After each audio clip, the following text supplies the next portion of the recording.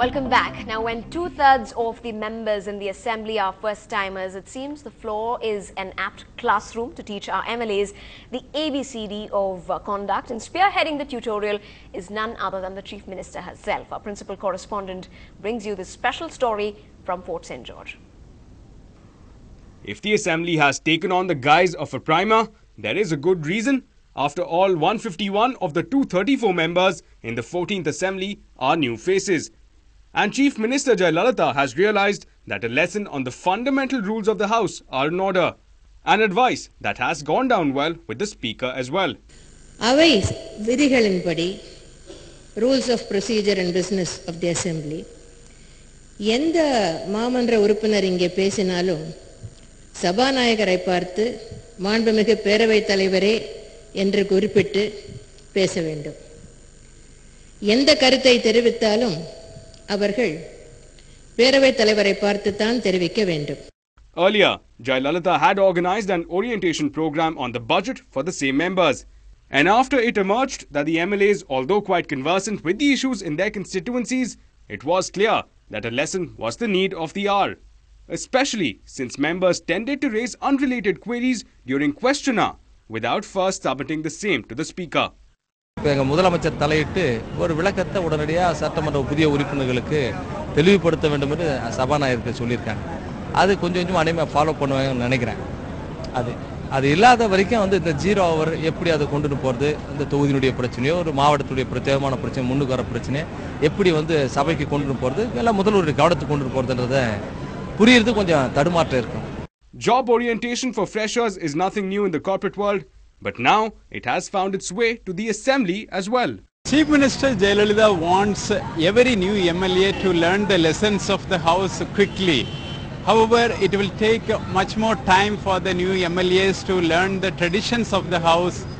In Chennai with camera person Raja Singh, Peer Mohammed for NDTV Hindu. Let's get you some of the international news that's been making headlines, the latest on the riots situation in the United Kingdom. 3 men have died after they were hit by a car in Birmingham in what locals claim was a riot-related incident as the men were protecting their neighbourhood. A murder investigation has been launched. The British Prime Minister David Cameron has said that the police have been given sweeping powers to deal with the thugs out on the streets and no phony human rights considerations would be entertained. Riots continued for the 4th day in Manchester, Salford, Wolverhampton, Nottingham and Leicester, though London, where it all started, was rather calm after 3 days of violence. Said to be the worst in 30 years, 16,000 police officers have been deployed in London. Meanwhile, the first fatality was reported as a man shot in Croydon, South London, died. The unrest began in Tottenham as a march to protest the police killing of a local turned violent. But since then, it's become an organized loot riot with groups targeting upmarket areas. Today, major police operations are underway as I speak to arrest the criminals who were not picked up last night, but who were picked up on closed-circuit television cameras. Picture by picture, these criminals are being identified and arrested, and we will not let any phony concerns about human rights get in the way of the publication of these pictures and the arrest of these individuals. Meanwhile, for many in London, the sense of fear at what was happening around them has now changed to a sense of outrage at the state of their once beautiful city, which has been badly damaged in parts.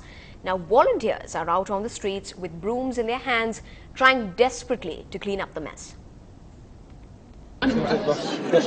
Small armies of London residents out on the streets, not with weapons but with cleaning equipment, to tackle the mess left behind after 4 nights of rioting and destruction. These riots have been really awful, and we just want to show our support for the community because everyone needs help to get back on their feet. But there's also fear that the violence isn't over and anger that the police seem helpless as shops are looted. As London's mayor arrives to help clear the mess, he's heckled by angry residents. What are you doing tonight to make policing better on the street? Let me tell you, tonight... You talk about robust policing, what does that actually mean? Tonight we are going to have a huge number of police on the streets, and I understand that. At 5 o'clock we knew they were going to hit. Londoners are also using social networks like Wired.com and Facebook to mobilize a massive cleanup operation. A new Twitter account, At-riot cleanup begun by Sam Duckworth now has over 28,000 followers, an indication perhaps of how many people now want to restore their streets and resume their lives. Bureau Report, NDTV. And in Southall in West London, which has a predominantly Indian origin community, groups gathered to protect their neighbourhood after rumours circulated that jewellery stores there were the next on the looters' hit list.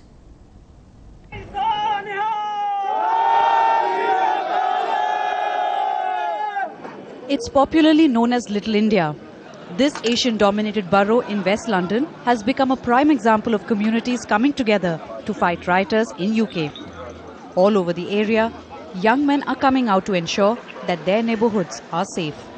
Sending out the message to all other communities that we're together. If we come together, we can solve this problem by meeting and discussing and meeting with those other people who want to take this matters into their own.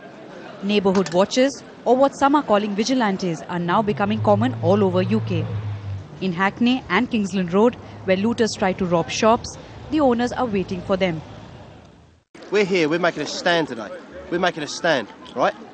We ain't having all these people coming up here and ruining our place. We are the Enfield Army. We're here for one reason, to stick up for our families. My girlfriend and my children sit at home. I'm here to protect them. Enough of them. There ain't enough of them. There's too much going on in too many different areas. They need people, they need backup. They won't bring the army in, they won't bring no water cannons in. They need someone. This is a small minority of London. This is not London. You see over there that these people that are standing up we for are London? Repping, mate. This is for London, all right? This is London. These are the people of London, not the small minority that are going around smashing up stuff that have got nothing to wake up for in the morning. But even as London recovers, the trouble is spreading to areas around the capital. Prime Minister Cameron has said that 16,000 officers will patrol the streets of London. Now he will perhaps have to come up with similar security plans for other cities as well. Bureau Report, NDTV. Now, the London Olympics may be about a year away, but the riots across the United Kingdom have created a huge cloud over the security cover for those games. How will the organisers make sure that the more than 30,000 people coming into London for the Olympics are kept safe? The Olympic Stadium in London, one of the venues for the 2010 London Olympics, which at this time next year is going to be thronged by athletes, fans, officials and media personnel from around the world. But this is hardly the postcard that London wants to send to the rest of the world. Large-scale riots, unchecked looting and scenes that belong in a war zone. With the London Games still about 11 months away, the panic button hasn't been pressed yet, but Londoners are a worried lot. I just don't even want to think about that. No, it's too frightening. And it would be such a shame. There's so much hard work. There are so many people looking forward to it. And I think if a few idiots spoil it for the majority, it would be very, very sad indeed. Test events for next year's games, like that for women's beach volleyball, began on Tuesday, but organisers made sure play finished early so that spectators and staff could leave before dark. In 2012, next year, we are going to be welcoming the world to our city. And it is a great city. It is a peaceful and it is a fundamentally safe city. And when people come here, they're going to find one of the safest, friendliest big cities on earth.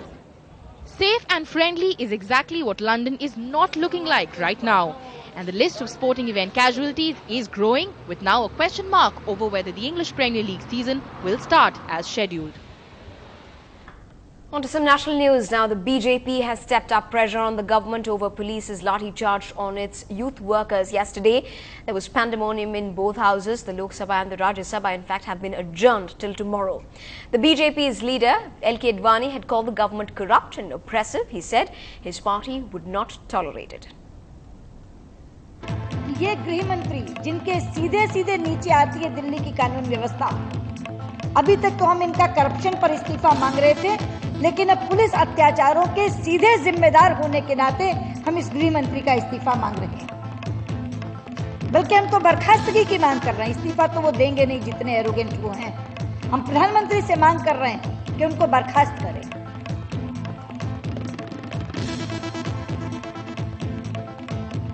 और इसीलिए हम लोगों ने ये निर्णय किया कि हम पूरा दिन आज सदन की कार्यवाही बाधित करेंगे।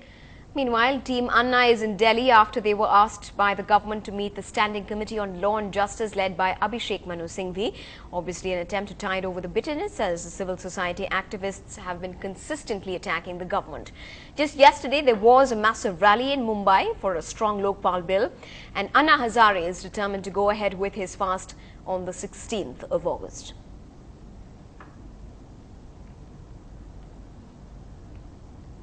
बिल सरकार ने पार्लियामेंट में प्रेजेंट किया है, उस बिल से डिस्कशन करके तो पार्लियामेंट का समय ही बर्बाद होगा, स्टैंडिंग कमेटी का समय बर्बाद होगा। उस बिल के अंदर कुछ डिस्कस करने लायक है नहीं है, लेकिन फिर भी अभी हम लोग 1:30-2 बजे सब लोग मिलेंगे, प्रशांत भूषण जी, शांति भूषण जी, चर्चा करेंगे और जो डिस्कस होगा वही हम स्टैंडिंग कमेटी के सामने रखेंगे। अब ऐसा लगता है कि सरकार ने कोई रास्ता नहीं छोड़ा इसके सिवा कि ये अनशन किया जाए 16 अगस्त से। Up ahead on the news tonight, the BCCI falls under the scanner for the IPL 2's biggest bloopers. More when we come back.